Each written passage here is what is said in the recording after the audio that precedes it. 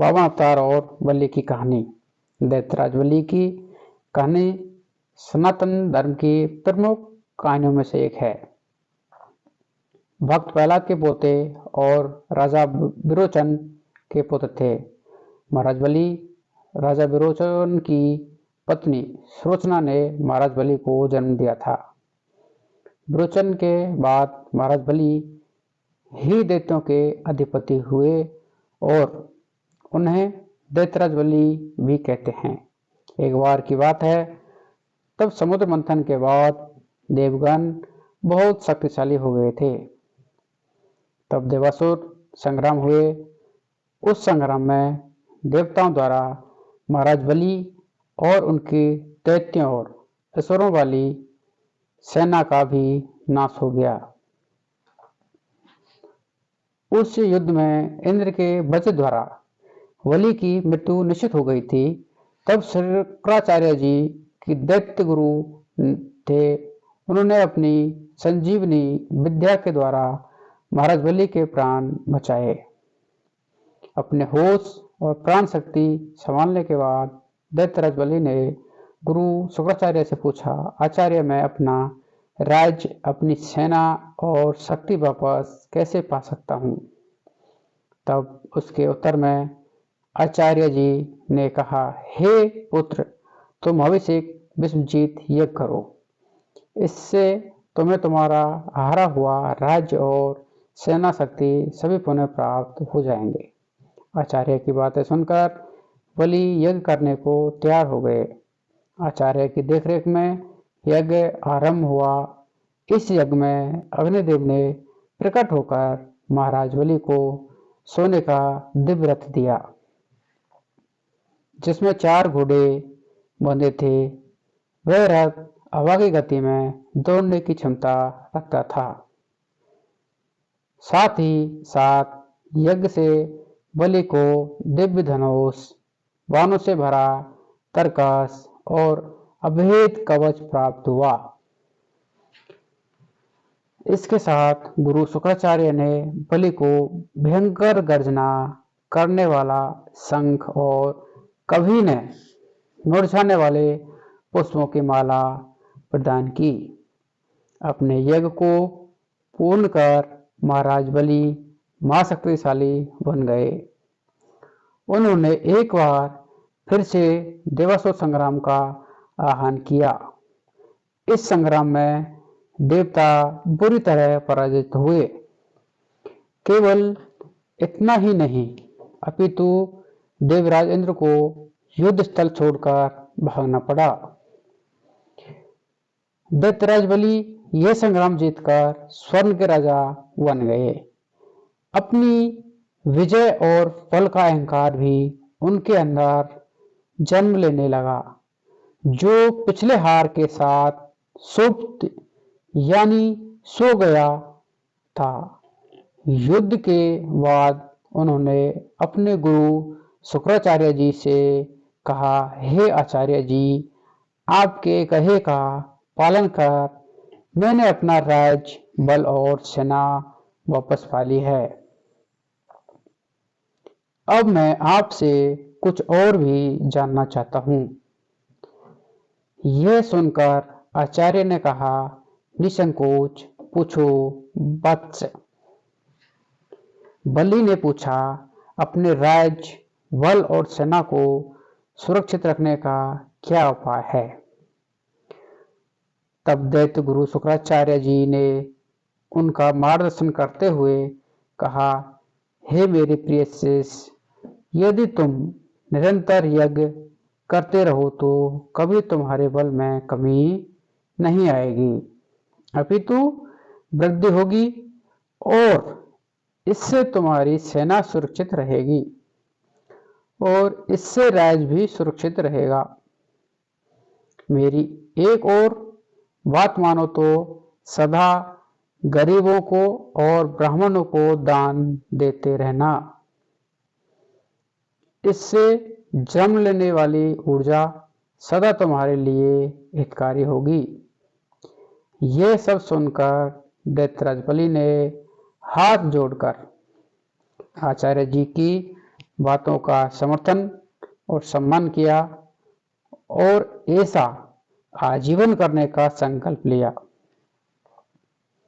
वो हमेशा चलने वाले यज्ञ करवाने लगे और सदैव दान के लिए तत्पर रहने लगे। दान का अहंकार हो गया।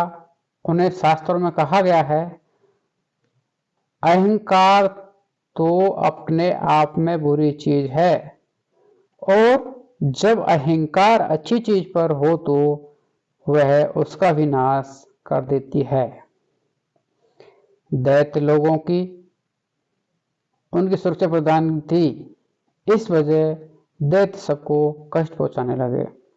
उधर देव माता अदिति इस देवासुर संग्राम से हताश हो गई थी। उनके पुत्र निर्वासित जीवन व्यतीत कर रहे थे। उनके पुत्र देवराज इंद्र देवगुरु बृहस्पति के कहे अनुसार घोर तप कर रहे थे। यह सब देख माता अदिति विचलित हो रही थी।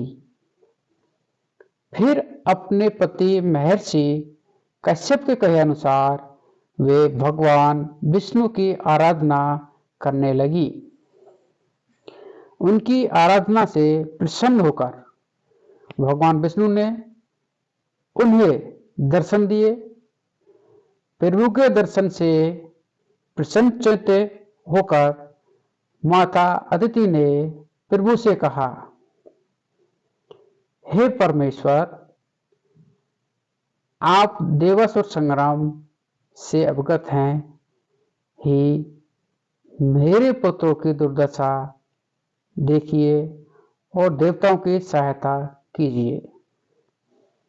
दैत्यों के प्रकोप से देवता के साथ आम जनों का जीवन भी संकट में है। प्रभु ऐसी विनती सुन प्रभु ने अदिति माता से कहा, हे देव माता, मैं अपने भक्त से युद्ध नहीं कर सकता, ना ही उसकी मृत्यु का कारण बन सकता, परंतु मैं आपके गर्भ से वामन अवतार लूंगा और देवताओं सहित सबका कल्याण करूंगा। प्रभु के कहने अनुसार माता अदिति को एक पुत्र की प्राप्ति हुई। उनके पति महर्षि कश्यप ने ऋषियों के मंत्रों उच्चारण द्वारा अपने पुत्र वामन का गुप्त संस्कार करवाया। यज्ञोपवीत संस्कार के बाद भगवान वामन महाराज बलि की निरंतर चल रहे यज्ञ वाले यज्ञशाला की ओर चल पड़े। वहां उपस्थित लोगों ने एक छोटा सा ब्राह्मण बालक देखा, जिसके मुख पर अतुलनीय आभा थी। वह बालक का रूप बहुत ही मनमोहक था। उनके तेज से हर कोई प्रभावित हो रहा था। महाराज बलि और उनके यज्ञ में सम्मिलित गण उनके स्वागत में खड़े हो गए। महाराज बलि ने ब्राह्मण रूपी वामन भगवान को शाही आसन पर बैठाकर उनके पैर धोए, फिर चरण स्पर्श कर प्रणाम किया। दैत्यराज बलि ने ब्राह्मण बालक रूपी भगवान वामन से कहा, भगवान, आपके आने से मैं धन्य हुआ। आपने इस यज्ञ में पधार कर यज्ञ ऊर्जा में बढ़ोतरी की है। मैं आपको दान देने की इच्छा रखता हूँ। आप आदेश दें प्रभु। भगवान देव ने कहा, आप दानवीर हैं राजन, आपकी बहुत प्रशंसा सुनी है। आप अन्न, धन, वस्त्र, सुविधा इत्यादि दान करने के लिए जाने जाते हैं, परंतु मुझे ये सब नहीं चाहिए। मुझे केवल उतनी भूमि चाहिए जितनी भूमि मेरे 3 पग यानी कदम में नप जाए। वहां उपस्थित लोग ब्राह्मण बालक की मांग को सुनकर हंसने लगे। महाराज बलि भी अहंकार में आकर हंस पड़े और कहा, केवल 3 पग भूमि? फिर हाथ जोड़कर वामन देव से और भी कुछ मांगने का आग्रह किया, परंतु वामन देव 3 पग भूमि पर अड़े रहे। फिर जैसे ही अहंकार में अंधे महाराज बलि ने दान देने के लिए हाँ भरी और आगे बढ़े, तब ही उनके गुरु शुक्राचार्य ने उनसे कहा, हे बलि, ये बालक ब्राह्मण कोई और नहीं, स्वयं श्री हरि विष्णु हैं, सोच समझकर संकल्प लेना। उनकी बात सुनकर दैत्यराज बलि ने बालक ब्राह्मण को देखा और प्रभु की अनुभूति करते हुए बोले, हे गुरुवर, मैं दानवीर हूँ, मैं दान से पीछे नहीं हट सकता। वैसे ही संपूर्ण यज्ञ को प्रभु की प्रसन्नता के लिए होती है, हर आहुति प्रभु के प्रसन्न करने के लिए दी जाती है। यह आज प्रभु स्वयं यहाँ दान लेने आए हैं, तो इससे सौभाग्यपूर्ण और क्या होगा। भगवान वामन सब सुन रहे थे। वामन देव से दैत्यराज बलि ने कहा, ब्राह्मण को दान के लिए आश्वस्त कर मैं अपनी बातों से विमुख नहीं हो सकता। आखिर मैं दानवीर हूँ, ऐसा तो आपने भी कहा है भगवान, इसलिए आप अपने पग बढ़ाएं। मैं आपको आपकी नापी हुई 3 पग भूमि दान करने का संकल्प लेता हूँ। संकल्प के साथ ही ब्राह्मण बालक रूपी वामन अवतार श्री हरि विष्णु ने विराट रूप धरा। लोग भयभीत होकर इधर उधर भागने लगे। यज्ञ में सम्मिलित जन हो या यज्ञ दृष्टा या फिर पशु, सभी भागने लगे। प्रभु ने एक पग में धरती और दूसरे पग में आकाश तो नाप लिया। फिर तीसरे पग के लिए अपने पैर उठाए और बलि की ओर देखा। तभी बलि ने हाथ जोड़कर अपने घुटनों पर बैठकर कहा, हे प्रभु, तीसरे पग में आप मुझे नाप लें और मुझ पर भी स्वामित्व स्थापित कर लें। यह रहा मेरा मस्तक, आपकी सेवा में आप मेरे मस्तक पर पग धरें। महाराज बलि का घमंड तो चूर हो ही गया था और प्रभु के सामने वो शरणागत हो चुके थे। परंतु श्री हरि तो भक्त वत्सल है, अपने भक्त की भक्ति में बंध जाते हैं। बलि की भक्ति से प्रसन्न होकर श्री हरि ने उन्हें अपने वास्तविक रूप में दर्शन दिया और कहा, आज से तुम पाताल लोक के स्वामी हो। यह 7वें वनवंतर की बात है।